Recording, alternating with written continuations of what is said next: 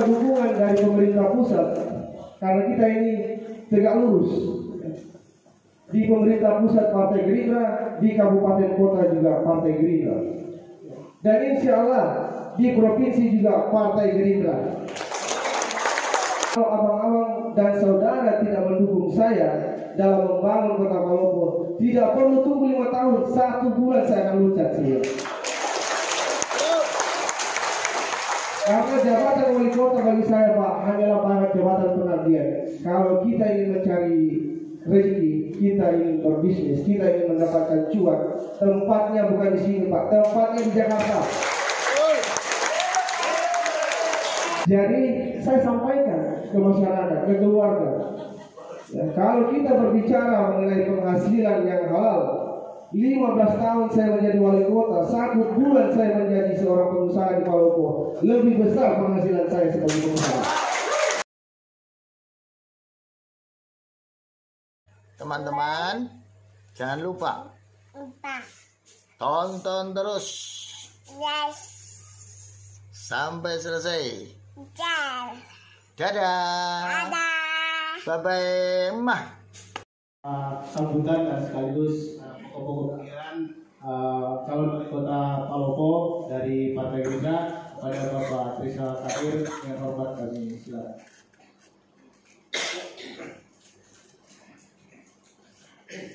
Assalamualaikum warahmatullahi wabarakatuh. Yang saya hormati Ketua DPC Partai Gerindra Palopo Ibu Haji Asriani SH. Yang saya hormati pengurus DPD Partai Gerindra dan sekaligus Dewan Provinsi Bapak Marjono. Yang saya hormati caleg terpilih, di sana ada Bapak Tanjung Soba, Ibu Nuraini dan adik saya Chandra. Yang saya hormati pengurus dan sayap Partai Gerindra PPI dan kebanggaan Bapak Prabowo Subianto. Yang saya hormati bapak-bapak, ibu-ibu, rekan-rekan seperjuangan kader Partai Gerindra yang saya cintai. Pertama-tama izinkan saya memperkenalkan diri saya supaya kita sudah bisa saling mengenal lebih akrab. Nama saya Trisal Tahir. Saya lahir dan besar di Kota Palopo. Saya beristri juga orang Palopo. Anak saya 2 orang lahir di Palopo juga, dan sisanya lahir di Jakarta. Sedikit singkat saya bercerita kenapa saya ditunjuk langsung oleh DPP untuk turun dan ikut dalam kontestasi Pilpres 2024. Jadi dimulai pada saat sebelum Pileg, saya sebelumnya tidak pernah berpikirkan untuk ikut dalam politik praktis. Saya sudah menjadi kader Partai Gerindra sejak 5-6 tahun yang lalu. Tapi sebagai pengurus partai, saya sudah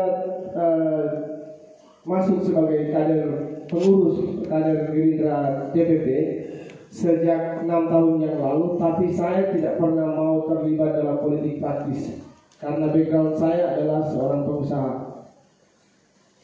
Di perhelatan Pileg kemarin, karena saya memiliki kedekatan secara moral dengan salah satu calon yang diusung oleh Partai Gerindra, yaitu Bapak Undruk Pasok, yang alhamdulillah terpilih sebagai Dewan DPR RI dari Dapil 3, maka sebagai saudara menjadi kewajiban moral bagi saya untuk ikut turun membantu beliau, karena saya adalah saudara di perantauan, dan itu menjadi dukungan tanggung jawab moral bagi saya untuk ikut membantu beliau.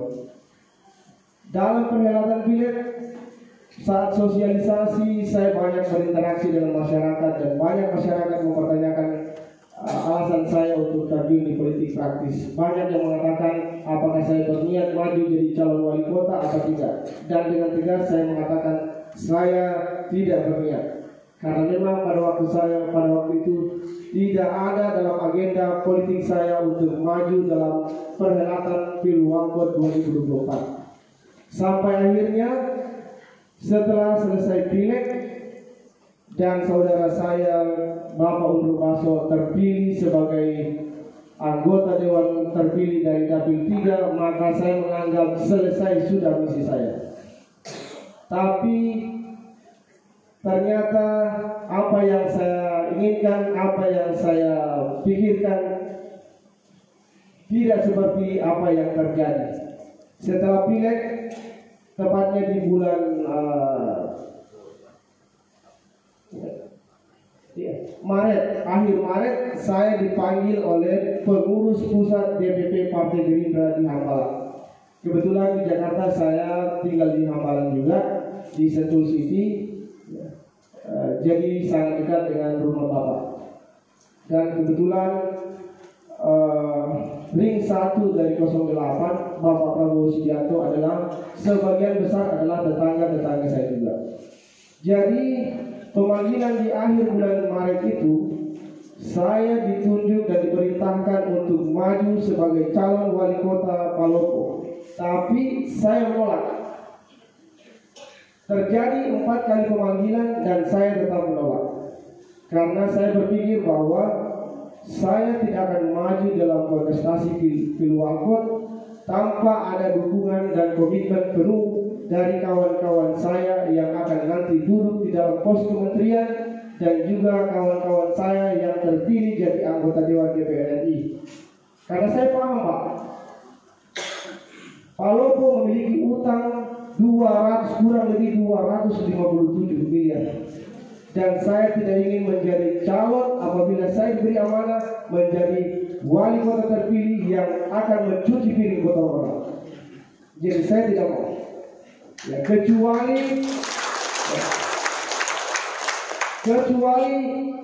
ada dukungan dan komitmen dari saudara-saudara saya, abang-abang saya yang ada di DPP yang nanti akan duduk sebagai calon menteri. Dan juga dari kawan-kawan saya dan saudara saya terpilih jadi anggota DPR RI. Oleh karena itu, di bulan April ada diskusi politik panjang yang terjadi hampir 3 hari tentang kesiapan saya. Jadi setelah diskusi panjang dan mereka memberikan komitmen bahwa DPP dan DPR RI yang terpilih akan memberikan dukungan maksimal apabila calon yang terpilih di Kota Palopo dari kader Gerindra.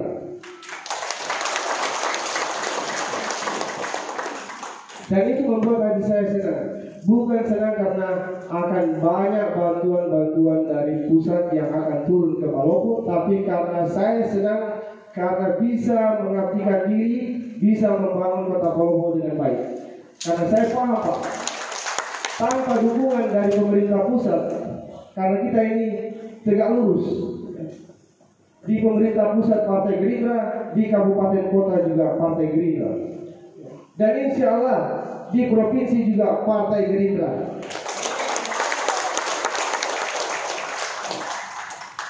Jadi dengan komitmen-komitmen tersebut, maka saya yakin pengabdian yang akan saya lakukan bisa diwujudkan. Karena saya tidak ingin berteori, Pak. Saya tidak ingin narasi yang bisa membuat saya apabila terpilih akan menjadi bahan bulian.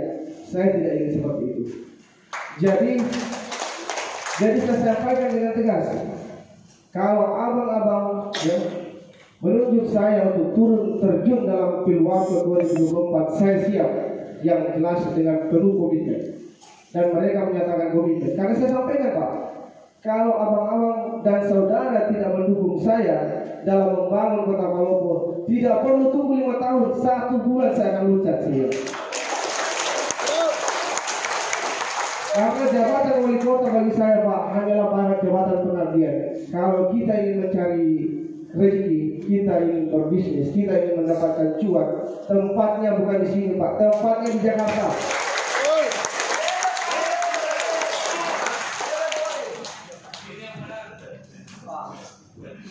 Jadi saya sampaikan ke masyarakat, ke keluarga, Ya, kalau kita berbicara mengenai penghasilan yang halal, 15 tahun saya menjadi wali kota, 1 bulan saya menjadi seorang pengusaha di Palopo, lebih besar penghasilan saya sebagai pengusaha. Jadi saya menyampaikan dengan jelas bahwa saya pulang sebagai calon wali kota bertarung untuk Pilwakot 2024 bukan demi APBD, tapi demi pengabdian. Dengan komitmen-komitmen yang besar dari abang-abang yang ada, yang nanti akan duduk di kementerian dan juga di parlemen dengan sokongan-sokongan dan support yang maksimal, maka saya yakin Pak, mungkin tidak etis kalau saya buka di sini, tapi saya sebelum datang di sini Pak, saya sudah berbicara dengan beberapa calon menteri yang nanti akan duduk di kementerian-kementerian strategis dan juga anggota dewan yang nanti akan duduk sebagai wakil ketua komisi 5 dan 6. Itu memberikan jaminan bahwa misalkan di kementerian di komisi 5 yang nanti akan duduk sebagai wakil ketua komisi 5 itu memegang anggaran 1,4 triliun. Membawahi bermitra dengan 3 kementerian dan 2 badan. Dengan tegas menyatakan bahwa akan ada dana 150 miliar dari masing-masing kementerian dan 2 badan. Bisa membayangkan 750 miliar anggaran yang akan diturunkan ke Kota Palopo untuk membangun Kota Palopo. Itu saya baru berbicara untuk 1 komisi Pak. Nanti karena kami ini geng 65, maka bisa lintas komisi, lintas kementerian. Tapi Bapak bisa bayangkan, kalau yang memimpin di Kota Palopo bukan dari Garuda, bukan dari Partai Gerindra, apakah gampang untuk memasuki pintu itu?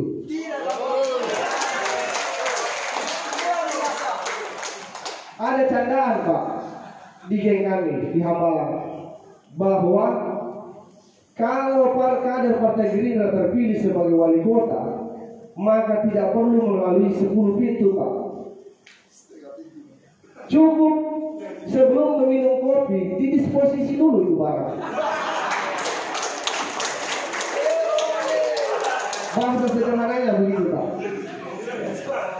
Jadi insya Allah ya, dengan terpilihnya Bapak Prabowo sebagai presiden, maka kita sebagai kader Gerindra, kita sebagai kepala daerah dari kader Gerindra akan menikmati kemenangan Bapak Prabowo Subianto. Jadi sedikit saya berbicara mengenai visi-misi yang sudah disinkronisasikan, diselaraskan dengan apa yang akan dibangun oleh Kota Palopo dan apa yang sudah menjadi komitmen dari abang-abang yang ada di kementerian tadi. Salah satunya adalah kolam retensi dan pengembangan sektor maritim di Kota Palopo. Palopo adalah kota jasa Pak. Untuk membangun kota jasa, sektor maritimnya harus kuat. Kebetulan di sini saya ada di sini. Palopo harus menjadi epicentrum bisnis. Saya kasih contoh Pak. 95 sampai 97% regional supply chain itu ada di pelabuhan. Bukan melalui laut, bukan melalui udara, tapi melalui laut. Global supply chain di dunia itu terjadi 97% melalui laut, hanya 2% melalui udara. Jadi untuk membangun sektor maritim itu akan membutuhkan banyak sumber daya manusia dan lapangan pekerjaan, dan akan mendorong sektor-sektor lain untuk lebih maju. Pertumbuhan ekonomi akan maju. Saya kasih contoh sederhana begini, logika sederhana. Bapak mau bangun rumah, beli besi dari Makassar. Harga besi di Makassar itu 100.000 Pak. Begitu nyampe di sini menjadi 140.000. Kenapa bisa terjadi itu? Karena ada OPEX di situ Pak. OPEX, operational expenditure. Ada biaya tracking, ada biaya BBM dan biaya lain-lain. Akhirnya sampai di sini menjadi 140. Tapi kalau sektor maritim kuat di Kota Palopo, perdagangan kuat di Kota Palopo, bongkar muat terjadi di Kota Palopo, maka harga tersebut mungkin hanya naik Rp5.000. Karena OPEX-nya memang kecil. OPEX-nya hanya dari pelabuhan ke dalam kota. OPEX-nya dari pelabuhan ke warehouse. Itu adalah sektor maritim. Pare-Pare bisa maju karena sektor maritimnya kuat. Tanjung Priok maju Pak karena sektor maritimnya kuat. Negara paling besar, negara paling kaya di Asia Tenggara, Singapura, karena sektor maritimnya kuat. Yang kedua, melihat permasalahan yang ada di Kota Palopo yang setiap tahun boleh dikata banjir. Ya. Saya sudah berdiskusi panjang dengan kawan-kawan yang ada yang nanti akan duduk, saudara yang nanti akan duduk di Komisi 5, karena ini akan menjadi pekerjaan PUPR. Kita akan membuat kolam retensi, ya, kolam retensi. Kolam retensi ini nanti akan meminimalisir banjir. Akan ada pengerukan sedimentasi di kali, di sungai-sungai. Kolam retensi ini juga akan menjadi clean water reserve, cadangan air bersih. Jadi ke depan kalau terjadi banjir 3 hari berturut-turut, Bapak Ibu tidak akan merasakan lagi atau melihat lagi air kotor 3 hari 3 malam karena adanya kolam retensi itu. Dan itu sudah diiakan dan disetujui oleh kawan-kawan yang nanti duduk di kementerian dan duduk di Komisi 5. Saya tidak suka berteori Pak dan bernarasi. Saya berani mengucapkan ini karena sudah ada komitmen dari saudara-saudara abang-abang yang nanti akan duduk di kementerian dan di Komisi 5. Jadi berhubung sebenarnya saya masih ingin bercerita banyak Pak, tapi berhubung waktu, ya jadi saya batasi sampai di sini saja. Terima kasih banyak atas kehadiran bapak-bapak, ibu-ibu pada sore hari ini. Ya, dan saya ucapkan Assalamualaikum warahmatullahi wabarakatuh. Mungkin di lain waktu kita bisa bercerita banyak lagi. Ya, insya Allah semoga kita diberikan kesehatan yang berlimpah. Amin. Terima kasih banyak. Assalamualaikum warahmatullahi wabarakatuh.